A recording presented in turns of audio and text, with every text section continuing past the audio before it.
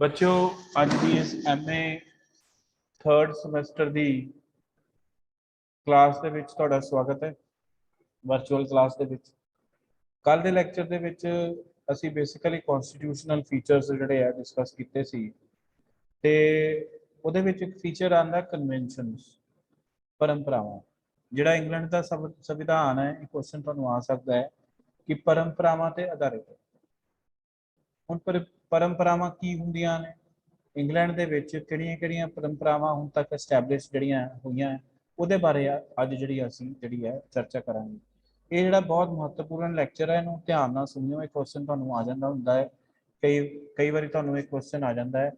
आरती ये lecture MA का लग्या होया, MA की क्लास में रिकॉर्ड कर रहे हैं। इस तो बाद तुहाडा लैक्चर लगेगा 12:10 ते क्लास जिहड़ी है ज्वाइन करियो।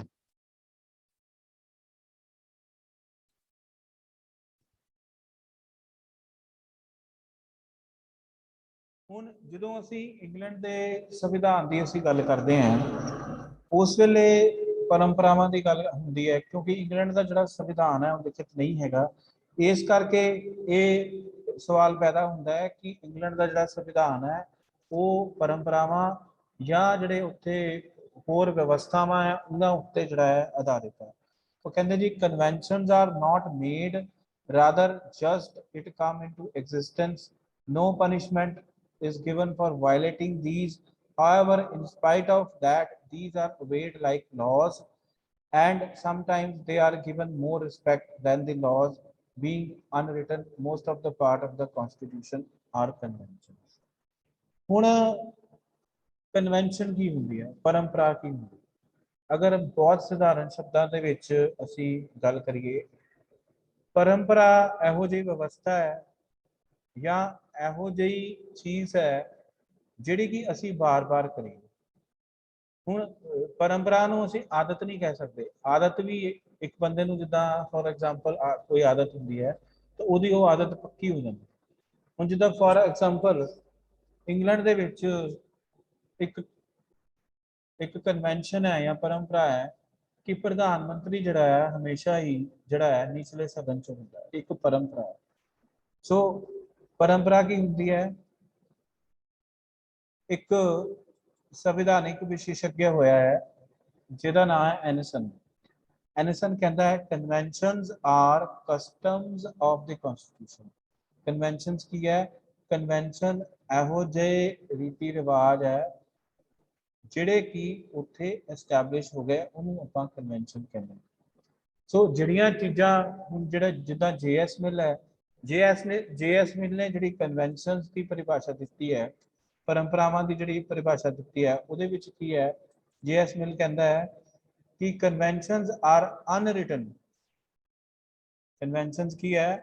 कन्वेंशनस are unwritten maxims of the constitution. Unwritten maxims का इत्थे मतलब है कि इहो जिहे रीति रिवाज, इहो जिहियां आदतां, ਇਹੋ ਜਿਹੀਆਂ ਚੀਜ਼ਾਂ ਜਿਹੜੀਆਂ ਕਿ ਬਾਰ-ਬਾਰ ਕੀਤੀਆਂ ਗਈਆਂ ਹਨ ਉਹਨਾਂ ਨੂੰ ਜਿਹੜਾ ਹੈਗਾ ਅਸੀਂ ਕਨਵੈਨਸ਼ਨਸ ਜਿਹੜਾ ਹੈ ਉਹ ਕਹਿੰਦੇ ਆ। Conventions are unwritten of maximum of constitution. ਇਹ ਰਿਟਨ ਨਹੀਂ ਹੁੰਦੀਆਂ, ਅਨਰਿਟਨ ਹੁੰਦੀਆਂ। ਠੀਕ ਹੈ ਜੀ। ਹੁਣ ਜਦੋਂ ਅਸੀਂ ਇੰਗਲੈਂਡ ਦੇ ਸੰਵਿਧਾਨ ਦੀ ਆਪਾਂ ਗੱਲ ਕਰਦੇ ਹਾਂ ਤਾਂ ਇੰਗਲੈਂਡ ਦੇ ਸੰਵਿਧਾਨ ਦੇ ਵਿੱਚ ਇੱਕ ਹੋਰ ਵਿਚਾਰਕ ਹੋਇਆ, ਉਹਦੀ ਵੀ ਅਸੀਂ ਜਿਹੜੀ ਹੈ ਪਰਿਭਾਸ਼ਾ ਜਿਹੜੀ ਹੈ ਆਪਾਂ ਡਿਸਕਸ ਕਰ ਦਿੰਦੇ ਹਾਂ। ਉਹ ਹੈਗਾ ਜੀ ਔਗੈਂਟ ਅਤੇ ਜ਼ਿੰਕ। ਔਗ ਅਤੇ ਜ਼ਿੰਕ ਕੀ ਕਹਿੰਦੇ ਆ? Conventions consist of understandings, habits and practices which through only rules of political morally regulate the large portion of actual day-to-day relations and activities of most important of public authority। ਕਿਸੇ ਵੀ ਵਿਵਸਥਾ ਦੇ ਵਿੱਚ, ਕਿਸੇ ਵੀ ਰਾਜਨੀਤਿਕ ਪ੍ਰਣਾਲੀ ਦੇ ਵਿੱਚ ਜਿਹੜੀਆਂ ਆਦਤਾਂ ਅਤੇ ਵਿਵਸਥਾਵਾਂ ਨੂੰ ਬਾਰ-ਬਾਰ ਦੁਹਰਾਇਆ ਜਾਂਦਾ ਹੈ ਜਾਂ ਕੀਤਾ ਜਾਂਦਾ ਹੈ ਕਿਹਦੇ ਦੁਆਰਾ? ਲਾਰਜ ਪੋਪੂਲੇਸ਼ਨ ਦੁਆਰਾ ਅਤੇ ਜਿਹੜੇ ਰਾਜਨੀਤਿਕ ਹੁੰਦੇ ਉਹਨਾਂ ਦੁਆਰਾ। ਠੀਕ ਹੈ ਜੀ। ਉਹਨਾਂ ਨੂੰ ਅਸੀਂ ਜਿਹੜਾ ਹੈ ਕਨਵੈਨਸ਼ਨ ਜਾਂ ਪਰੰਪਰਾਵਾਂ ਕਹਿੰਦੇ ਹਾਂ। ਹੁਣ ਇੰਗਲੈਂਡ ਦੇ ਵਿੱਚ ਕਈ ਵਾਰੀ ਜਿਹੜੇ ਪਰੰਪਰਾਵਾਂ ਹੈ ਅਤੇ ਜਿਹੜੇ ਕਾਨੂੰਨ ਹੈ ਉਹਨਾਂ ਵਿੱਚ ਡਿਸਟਿੰਕਸ਼ਨ ਕਰਨ ਦੀ ਕੋਸ਼ਿਸ਼ ਕੀਤੀ ਜਾਂਦੀ ਹੈ। ਜਿੱਦਾਂ ਮੈਗਨਾ ਕਾਰਟਾ ਹੋ ਗਿਆ, ਪਟੀਸ਼ਨ ਆਫ ਰਾਈਟ ਹੋ ਗਿਆ, ਬਿਲ ਆਫ ਰਾਈਟਸ ਹੋ ਗਿਆ, ਹੈਬਸ ਕਾਰਪਸ ਐਕਟ ਹੋ ਗਿਆ, ਐਕਟ ਆਫ ਸੈਟਲਮੈਂਟ ਹੋ ਗਿਆ 1701 ਦਾ, ਸਪੈਂਟੀਨੀਅਲ ਐਕਟ ਹੋ ਗਿਆ, ਸੈਪਟੀਨੀਅਲ ਐਕਟ ਜਿਹੜੇ ਸੀਗੇ reform acts. The conventions of the constitution on other hand are the principles which can be never enacted by the parliament। Convention ਔਰ ਲਾਅ ਦੇ ਵਿੱਚ ਇਹੀ ਫਰਕ ਹੈ। ਲਾਅ ਜਿਹੜੇ ਹੈ ਉਹ ਬਣਾਏ ਜਾਂਦੇ ਹੈ, ਲਾਅਸ ਜਿਹੜੇ ਹੈ ਉਹ ਕਿਹਦੇ ਦੁਆਰਾ ਬਣਾਏ ਜਾਂਦੇ ਆ, ਸੰਸਦ ਦੁਆਰਾ ਬਣਾਏ ਜਾਂਦੇ ਇੰਗਲੈਂਡ ਦੇ ਵਿੱਚ ਜਾਂ ਭਾਰਤ ਦੇ ਵਿੱਚ ਵੀ ਅਗਰ ਅਸੀਂ ਗੱਲ ਕਰੀਏ ਲਾਅਸ ਜਿਹੜੇ ਆ ਉਹ ਕਿਹਦੇ ਦੁਆਰਾ ਬਣਾਏ ਜਾਂਦੇ ਆ, ਉਹ ਸੰਸਦ ਦੁਆਰਾ ਜਿਹੜੇ ਆ ਉਹ ਬਣਾਏ ਜਾਂਦੇ ਆ। ਜਦ ਕਿ ਜਿਹੜੀਆਂ ਪਰੰਪਰਾਵਾਂ ਆ ਉਹ ਬਾਰ-ਬਾਰ ਕੀਤੇ ਹੋਏ ਮਤਲਬ ਕਿ ਕੰਮ ਹੁੰਦੇ ਆ ਜਿਹੜੇ ਕਿ ਸਭ ਉਹਨਾਂ ਨੂੰ ਲਾਅ ਦੁਆਰਾ ਨਹੀਂ ਬਣਾਇਆ ਜਾਂਦਾ, ਮਤਲਬ ਉਹਨਾਂ ਨੂੰ ਸੰਸਦ ਨਹੀਂ ਬਣਾ ਸਕਦੀ ਜਾਂ ਸੰਸਦ ਜਿਹੜੀ ਆ ਉਹ ਕ੍ਰੀਏਟ ਨਹੀਂ ਜਿਹੜੀ ਹੈ ਕਰ ਸਕਦੀ। ਹੁਣ ਅਗਰ ਇਹਦੀਆਂ ਵਿਸ਼ੇਸ਼ਤਾਵਾਂ ਦੀ ਅਸੀਂ ਗੱਲ ਕਰੀਏ, accidental growth of conventions, accidental ਜਿਹੜੀ ਹੈ ਗਰੋਥ ਹੈ ਕਨਵੈਨਸ਼ਨਸ ਦੀ,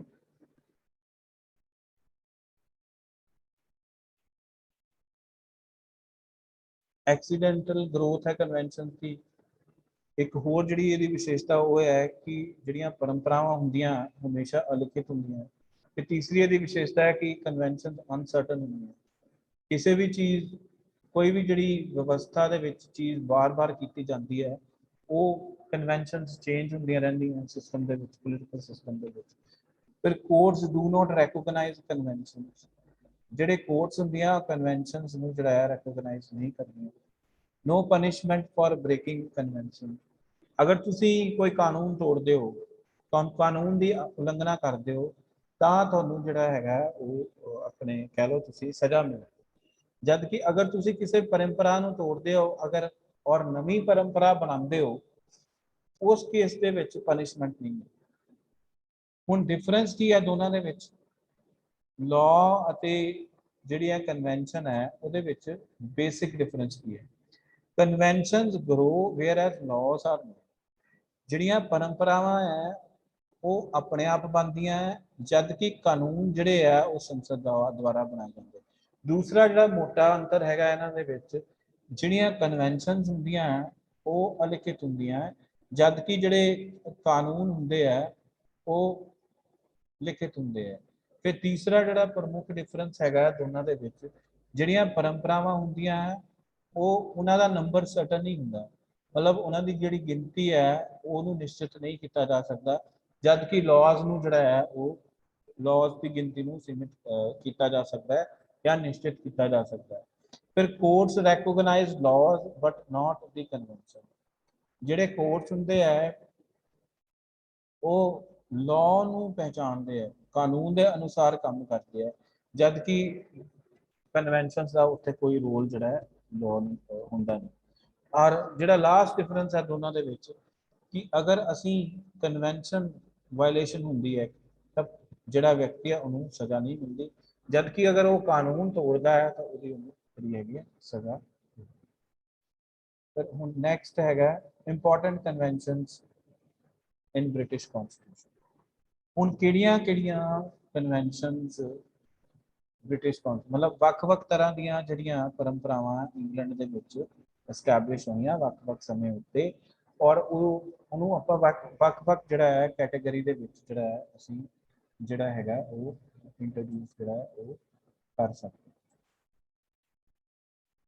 ਬੱਚੇ ਇਹ ਐਮਏ ਦੀ ਕਲਾਸ ਲੱਗੀ ਹੋਈ ਹੈ ਤੇ ਤੁਸੀਂ ਲੀਵ ਕਰ ਦਿਓ ਤੇ ਮੈਂ ਦੁਬਾਰਾ ਕਲਾਸ ਸ਼ੁਰੂ ਕਰਦਾ ਤਾਂ ਫਿਰ ਜਿਹੜਾ ਹੈਗਾ ਤੁਸੀਂ ਕਲਾਸ ਜਿਹੜੀ ਹੈ ਅਟੈਂਡ ਕਰਿਓ, ਠੀਕ ਹੈ।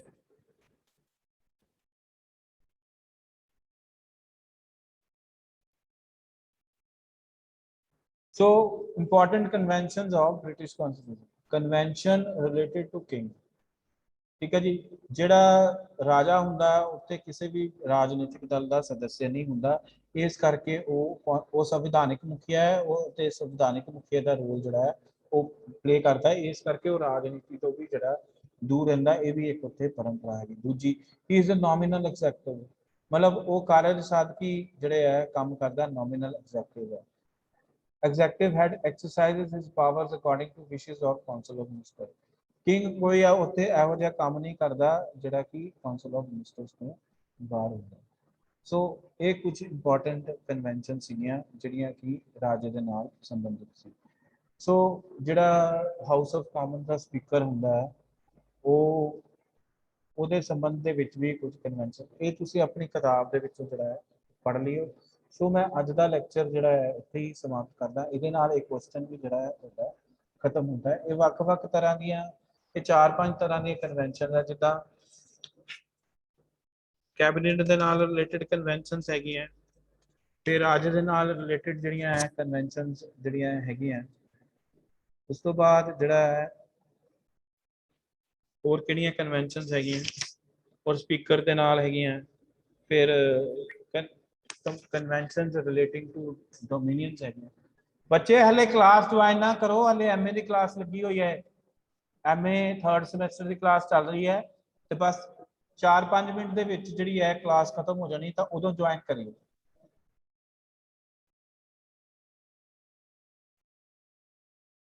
ਠੀਕ ਹੈ ਜੀ। ਇਸ ਤਰ੍ਹਾਂ ਮੈਂ ਅੱਜ ਐਮਏ 3rd ਸਮੈਸਟਰ ਦੀ ਜਿਹੜੀ ਕਲਾਸ ਹੈ ਉਹਦੇ ਸਮਾਪਨ ਵੱਲ ਜਿਹੜਾ ਹੈਗਾ ਵੱਧਦਾ। ਸੋ ਅੱਜ ਦੀ ਮੈਂ ਕਲਾਸ ਜਿਹੜੀ ਆਪਣੀ ਇੱਥੇ ਖਤਮ ਕਰਦਾ ਤੇ ਬੀਏ 3rd ਸਮੈਸਟਰ ਦੇ ਵਿਦਿਆਰਥੀਆਂ ਨੂੰ ਰਿਕੁਐਸਟ ਕਰਦਾ ਕਿ ਉਹ ਦੁਬਾਰਾ ਤੋਂ ਜਿਹੜਾ ਆਪਣੀ ਕਲਾਸ ਜਿਹੜੀ ਹੈ ਜੁਆਇਨ ਕਰਨ, ਕਿਉਂਕਿ ਲਾਈਵ ਕਲਾਸ ਦਾ 12 ਵਜੇ ਦਾ ਟਾਈਮ ਸੀਗਾ। ਸੋ ਮੇਰਾ ਇਹ ਲੈਕਚਰ ਜਿਹੜਾ ਹੈਗਾ ਖਤਮ ਹੋ ਗਿਆ ਤੇ 5 ਮਿੰਟਾਂ ਤੱਕ ਤੁਸੀਂ ਕਲਾਸ ਜਿਹੜੀ ਹੈ ਜੁਆਇਨ ਕਰ ਲਈ। ਬੀਏ 3rd ਸਮੈਸਟਰ ਦੇ ਵਿਦਿਆਰਥੀਆਂ ਨੂੰ ਮੈਂ ਇਹ ਜਿਹੜਾ ਅਨੁਰੋਧ ਕਰਾਂ। ਗੱਲਬਾਤ ਕੋਈ ਨਹੀਂ ਹੋਈ ਉਹਨਾਂ ਮੁੰਡਿਆਂ ਨੇ ਮਾਰਿਆ ਕਿੰਨਾਂ ਨੇ ਰੋਲਾ ਕੋਈ ਨਹੀਂ ਹੈ ਯਾਰ